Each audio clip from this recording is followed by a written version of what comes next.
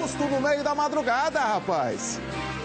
Exclusivo, uma família da Grande BH levou o maior susto no meio da madrugada. O cachorro não parava de latir. O dono da casa achou que fosse um gatureba e foi conferir. No que conferiu, deu de cara com essa fera aí que você tá vendo. Mamãe! O animal ainda ameaçou subir as escadas. Já já eu te conto como terminou essa história. Cachorrinho começou a latir. O dono foi pra fora, pensou que era bandido, mas era uma onça. Olha só, hein? Acusação e defesa saíram insatisfeitas com a condenação do goleiro Bruno. Ele pegou mais de 22 anos de prisão. A defesa afirma que o jogador deve deixar a cadeia no final de 2015. A mãe de Elisa Samúdio, a dona Sônia, ficou indignada com a absolvição de Daiane. Mais um advogado afirma que a ex-mulher do goleiro pode voltar ao banco dos réus para responder por outro crime. Daqui a pouquinho, todos os detalhes, todas as informações do julgamento do caso Elisa Samúdio. Você ligado aqui na Band, obrigado pelo carinho da sua audiência. Olá, Minas Gerais, boa tarde. Para você, mulher, um feliz Dia Internacional da Mulher. A partir de agora tem muita informação aqui na tela da Band. E a gente começa o telejornal com uma história pra lá de estranha. São 4h49, 11 minutinhos para 5 da tarde. Uma adolescente de 16 anos chamou a polícia militar dizendo que havia sido estuprada por vários homens. Mas chegando lá, foi descoberto que a história é bem diferente, uma história complicada. Quem acabou sendo levado para a delegacia foi a menina. Acompanhe só a reportagem, enche a tela. As primeiras informações são de que, na verdade, essa adolescente se embriagou e acabou armando uma confusão. É isso, Carlos? É correto. Segundo o relato das testemunhas, ela já chegou aqui nessa residência já com sintomas de embriaguez e também aí com a sacolinha já com algumas latas de cerveja, uma garrafa de vinho. E já chegou aqui embriagada. E logo quando ela saiu daqui, inclusive ela tirou a roupa, queria sair pelada, foi contida aí pelas meninas e inclusive rasgou aí a roupa que ela estava vestindo e ela tentou pular o muro, as meninas seguraram, inclusive ela teve algumas lesões nas pernas, mas as meninas não conseguiu segurar, ela vestiu a roupa e acabou saindo. Saiu daqui, passou em um outro local, onde ela encontrou com dois senhores e veio acusar esses senhores aí de estupro. Então logo a gente fez contato com esses senhores, eles informaram aí que era inocente, que teria testemunhas que podia provar tal situação. Foi onde a gente deslocou até aqui nessa residência e em contato com a testemunha ela relatou realmente o que aconteceu. Este homem de 51 anos foi um dos acusados pela adolescente. Sem ser identificado, ele falou com nossa reportagem. Eu nem encostei no diabo daquela mulher, você tá doido? O que aconteceu? O que ela falou pro senhor? O senhor deu uma carona? Uma carona, eu levei ela até onde ela quis ir, eu abri a porta, ela desceu, morreu o assunto. Eu fui trabalhar. Rapaz, eu tenho 51 anos, sou casado, tenho uma mulher lá em casa. O pai precisou acompanhar a menor até a delegacia. Mesmo assim, ele a defendeu. Agredida. Ela estava bêbada, passou no armazém e eles aproveitou dela. Foi só. Eu sou o pai dela. Mas não teve violência sexual, não. A filha do senhor foi agredida somente. Só. Foi só, não teve nada, cara. Todo mundo sabe que ela nunca bebeu. Ela tem 16 anos. O marido dela sabe que ela nunca bebeu, ela nunca... Toda a vida foi criada dentro da igreja. Mas aí até os aproveitadores, uns velhos da cabeça branca. Já a adolescente não soube dar muitas explicações sobre o fato. Alguém te violentou? Alguém tentou fazer sexo com você à força? Tentou, entendeu? Mas não fez. Você não deixou? O que eu lembro, não deixei, porque eu avancei pra cima, foi na hora que eu levei um tapa na minha cara. Entendeu? Ele me deu um tapa na minha cara. Entendeu? Aí o que eu falei, como eu falei para um policial, eu falei assim, o que eu lembrei, o que eu não lembrei, o que eu posso fazer? Eu não posso lembrar. Agora eu vou te falar, que história louca. Você vê que a menina tomou um beer night, ficou na mão do palhaço e olha o que ela fez. Começou a arrancar a roupa e começou a dizer que estava sendo estuprada por homens que estavam, quem sabe, tomando um beer night perto dela, né? Com ela também. Você vê que situação? Aí chega o pai da menina e fala assim, não, uma menina evangélica, criada em família cristã, numa boa, nunca bebeu. Aí tem os aproveitadores, levaram a menina para um canto, ela começou a tomar o negócio e por pouco não acontece pior. O grande problema problema foi ela ter ido até a polícia, chamado a polícia e falado pra todo mundo que tinha sido estuprada, que tinha sido violentada pelos caras na qual ela estava bebendo. Olha só o que faz a amaldiçoada da cachaça. É brincadeira? Olha só, daqui a pouquinho, vou mostrar, a dona Sônia já está com a gente, já está com o Eloy, lá no nosso link. E daqui a pouquinho a dona Sônia vai participar do nosso Brasil Urgente para falar do julgamento aí do Bruno e também da Daiane. Julgamento que durou 4 dias. Daqui a pouquinho a dona Sônia com o Eloy. Daqui a pouquinho a gente vai conversar com a dona Sônia. A gente agradece logo a dona Sônia que está esse dia inteiro exausta depois de 4 dias desse julgamento e se faz presente aqui nos estúdios da Band, 5 horas da tarde, para conversar com o telespectador da Band, não só do Brasil Urgente Minas, como do Brasil Urgente com o Datena. Aí a dona Sônia ao lado do Eloy, daqui a pouquinho ela vai conversar com a gente sobre o julgamento, o desfecho do julgamento do Bruno e da Daiane. Olha só, a acusação e defesa saíram insatisfeitas com a condenação do goleiro Bruno. Ele pegou mais de 22 anos de prisão. A defesa afirma que o jogador deve deixar a cadeia no final de 2015. A mãe de Elisa Samúdio, a dona Sônia, ficou indignada com a absolvição de Daiane. Veja só como foi a conclusão deste julgamento. Enche a tela. Foi um final de julgamento tumultuado depois de mais de 9 horas de debates entre defesa e acusação. Pouco antes da leitura da sentença, os jornalistas foram chamados para a sala do júri, mas o advogado de Bruno não permitiu imagens do goleiro. Houve bate-boca. Apenas o áudio da sala do júri foi liberado para a imprensa. Passava das 2 da manhã do dia 8 de março, quando a juíza Marixa Rodrigues iniciou a leitura. O primeiro resultado saiu para Daiane, ex-mulher de Bruno, que respondia pelo crime de sequestro e cárcere privado de Bruninho, o filho de Elisa.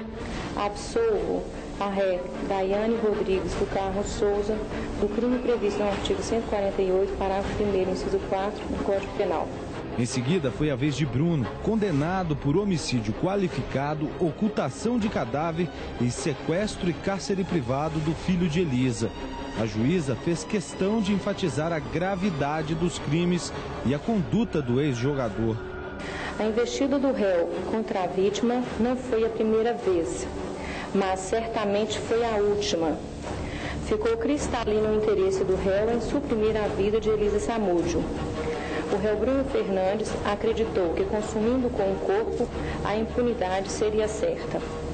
Ficam, pois, as penas totalizadas em 22 anos e 3 meses de reclusão, nos termos do artigo 69 do Código Penal. Segundo o advogado de Bruno, o goleiro recebeu a notícia da condenação sem demonstrar nenhuma reação. Consternado, triste, agradeceu o meu trabalho. Não vejo equívoco nem atrapalhadas na estratégia que eu adotei, porque eu a selecionei e o resultado se mostrou próximo daquilo que eu pretendia. Mas, lamentavelmente, alguém tinha que ganhar e alguém tinha que perder. Já o promotor de justiça afirmou que esperava uma pena maior e que deve recorrer. Diante da pena de 22 anos e 3 meses aplicada ao réu Bruno Fernandes das Dores de Souza, recorrerá ao Tribunal de Justiça do Estado de Minas Gerais para buscar uma somatória de penas mais acentuada para o acusado, por entender que a gravidade, a situação da sua culpabilidade está a recomendar penas mais severas. E como eu anunciei, está conosco a dona Sônia, a mãe de Elisa Samúdio, está com Eloy Oliveira e vai conversar com a gente sobre este julgamento. Primeiramente, eu quero agradecer a dona Sônia pela sua presença. Eu sei que ela está exausta, eu sei que foram dias estressantes e dias complicados para ela e neste momento ela, em parte, feliz com a condenação do Bruno, mas queria uma condenação ainda maior e a gente agradece a participação dela aqui no Brasil Urgente. Boa tarde, Eloy. Boa tarde, Amaro. Boa tarde a todos do Brasil Urgente. Boa tarde, dona Sônia. Em primeiro lugar, parabéns pelo Dia das Mulheres. E é com base nesse gancho que eu queria perguntar para a senhora, esse dia, hoje, a senhora, apesar do resultado não ser o que a senhora queria, é um dia um pouco mais especial do que os últimos que a senhora vem tendo? É um pouco mais especial. O resultado não foi satisfatório? Não foi satisfatório, tanto que a gente vai recorrer da sentença. A senhora esperava quantos anos de pena? No mínimo, o Bruno, 30 anos. Ontem, dentro do plenário, a senhora que permaneceu firme todos esses dias, e ontem dentro do plenário, com aquele reinterrogatório do Bruno, e em que ele afirma que sabia, consentiu e aceitou o assassinato de Elisa. Nesse momento, o que passou? Sentimento de revolta, de impotência por não poder fazer nada nesse momento também. Raiva, dona Sônia. Raiva. A senhora já adiantou em outras entrevistas que a grande dificuldade que a senhora tem é explicar isso para o Bruninho. Como é que a senhora trabalha esse processo de explicar uma situação tão grave para o neto da senhora? Até o momento ele não tem o entendimento necessário para entender exatamente o que está acontecendo. Porém, ele sabe que a mãe dele, a única coisa que ele sabe é que a mãe dele está com o Papai do Céu, né? Ele pede, como é que é o comportamento dele? Ele não pede, mas muitas vezes ele pega todas as fotos da mãe dele, senta e começa a olhar foto por foto, beijar foto por foto. Dona Sônia, eu sei que é difícil, mas certamente agora esses réus condenados agora, Bruno condenado, está nos assistindo. O que a senhora pode dizer para ele nesse momento? Olhando. Eu gostaria que ele fosse porque ele tivesse um pouco de hombridade e ele sabe onde estão os restos mortais da minha filha. Não precisa ele dar. Peça para um parente dele fazer uma denúncia anônima. Talvez com isso ele possa aliviar no futuro o sofrimento que o filho dele vai ter. Perdão? Perdão, esse perdão tem que ter Deus para dar. Porque eu posso dizer que perdoo, mas o perdão vem do coração. E ele, se pedir perdão, eu não conheço o coração dele, então ele tem que pedir perdão para Deus. Esse conhece verdadeiramente o coração de todo e qualquer ser humano. Então é para Deus que ele tem que pedir perdão, não é para mim. A absolvição da Daiane revoltou a senhora? Revoltou. Não gostei. A senhora até me falava antes, que mãe zelosa é essa que deixa o Bruninho com fome, com a roupa suja? Não, mas ela cuidou do Bruninho, ela cuidou como mãe. A mãe, né? Tanto cuidou que ela cuidou para que o meu neto fosse entregue na mão do seu executor. Só que a mão de Deus pesou sobre isso. E Daiane, você é mãe, você tem 2 filhas. Pense e repense em tudo que você fez. Porque aqui, nessa terra, a gente planta frutos. E os frutos que você plantou, a semente que você semeou hoje, não darão bons frutos. E a sua filha, você já imaginou, Daiane, amanhã ou depois, você tendo que passar pelas mesmas situações que eu estou passando hoje? Será que você vai ser omissa? Será que você vai sentar e cruzar os braços e não vai pedir justiça pelas suas filhas? Pense nisso. Infelizmente, os inocentes estão pagando pelos pecadores. Amaro, a dona Sônia está na sua escuta. Se você tiver alguma pergunta para fazê-la, ela está te ouvindo. Dona Sônia, boa tarde. Obrigado pela sua participação. Mais uma vez eu agradeço. Agora, dona Sônia, em qual momento foi o mais difícil desse julgamento? Qual foi o momento que a senhora titubeou, que a senhora não aguentou mais? Foi aquele momento dos vídeos que a senhora desmaiou? Foi o momento do vídeo e do relato, né, do Jorge, com que ele conta detalhes da forma covarde que eles mataram a minha filha. A senhora fala também na questão do perdão. O perdão seria apenas divino. A senhora acha em algum momento que o Bruno sentiu remorso agora, neste momento do julgamento, e em algum momento será que ele pediu perdão a Deus? Não. Isso você pode ter certeza que não. Eu tive todo o tempo ali olhando, tentando ver o movimento que ele fizesse, todo o tempo, frio. Ele encarou a senhora, olhou olho no olho? Algumas vezes ao longe. A senhora também falou, a gente fala da Daiane, mas a senhora em determinados momentos citava até a Ingrid, poderia também estar envolvida. A senhora acredita nisso? Acredito. Ela pode ser aquela morena que estava no motel e que até hoje não apareceu. Se você vê, todas as mulheres do seu convívio e dos seus relacionamentos estão envolvidas. Daiane estava, a Elisa estava para ser morta, a Fernanda estava para ajudar. E Daiane também ajudou e contribuiu para o fim que teve a minha filha. A senhora falava também em diversas entrevistas quanto à coragem que sua filha teve por ela ter sido corajosa em enfrentar a vida, enfrentar homens, enfrentar tudo e todos, ela acabou morrendo, não é mesmo? Sim. E o que a senhora tem a dizer para as mulheres no dia de hoje e para as mães que sofrem como a senhora sofreu da sua filha estar na mão de bandidos e pessoas que acabam ou abusando ou até mesmo agredindo essas mulheres? Para que não se acovarde. Hoje a justiça nossa está começando a abrir os olhos, mas nós temos que levantar uma bandeira, gente.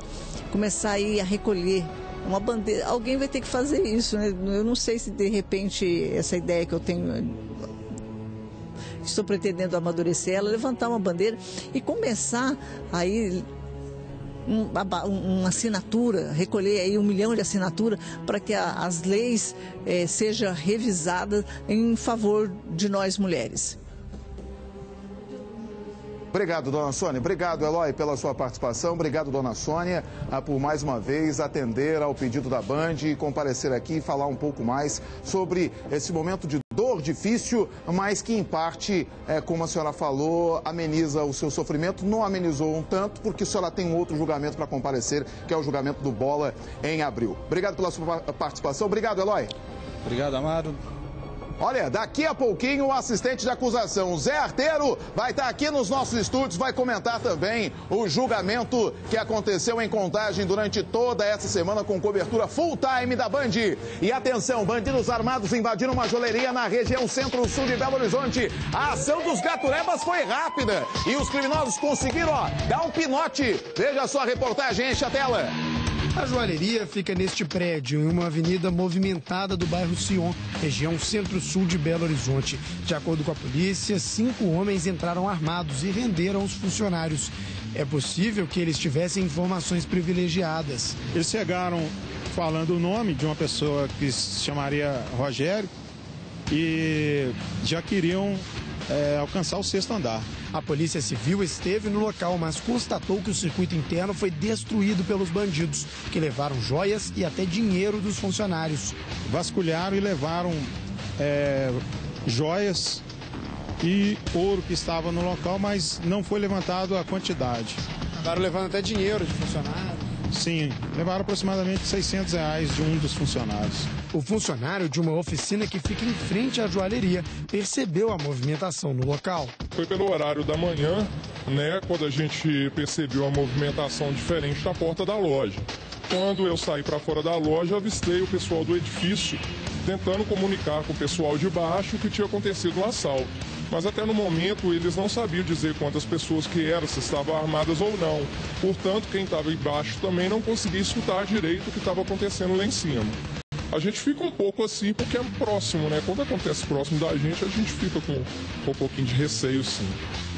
Em mais um momento que tivemos um porteiro se ausentando do local do trabalho, por um instante os bandidos conseguem deitar o cabelo. Foi o que aconteceu na casa do Leandro Donizete, no bairro Castelo, agora aqui no Sion.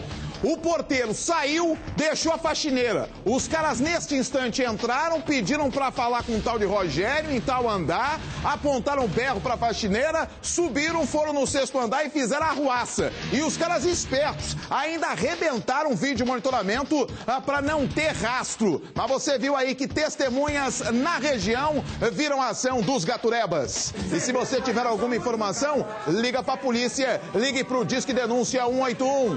Agora tu vai ver um casal muito folgado e cara de pau.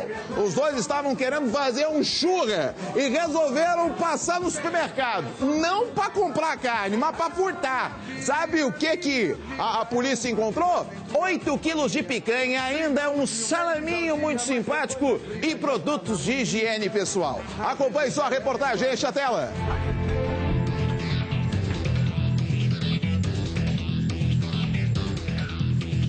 Vou quebrar a lente dela na sua cabeça, depois você vai ver. Olha bem o nome desse cara aí, Luciano. Não, foi muito...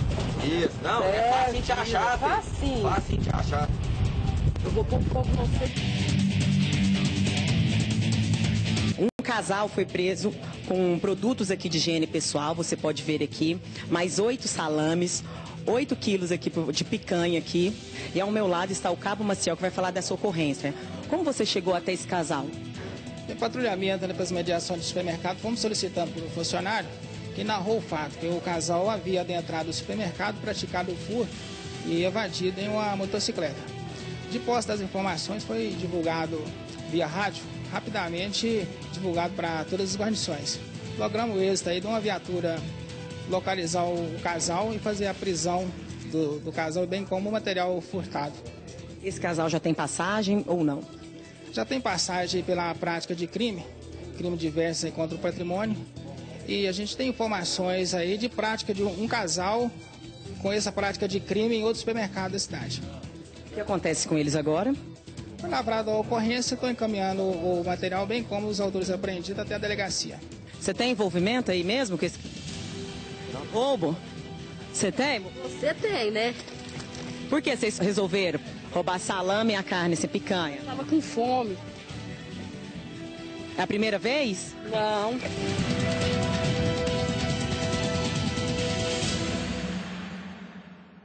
Então você vê, os caras, o que eles fizeram, esse casal? Foram até o supermercado, queriam fazer um churra legal e levaram 8 quilos de picanha maturada, rapaz. Olha só, e o salaminho ainda. Pra que o salaminho? Corta o salaminho numa boa. Outros iam falar que o salaminho era pra outra coisa. Mas corta o salaminho numa boa, coloca aquele limãozinho e toma com Billy Night só pra esquentar o churra. E depois, com a picanha assadinha, cortando com aquela gordurinha e curtindo numa boa. Com fome os cambal, pô. Com fome leva qualquer coisa, até farinha.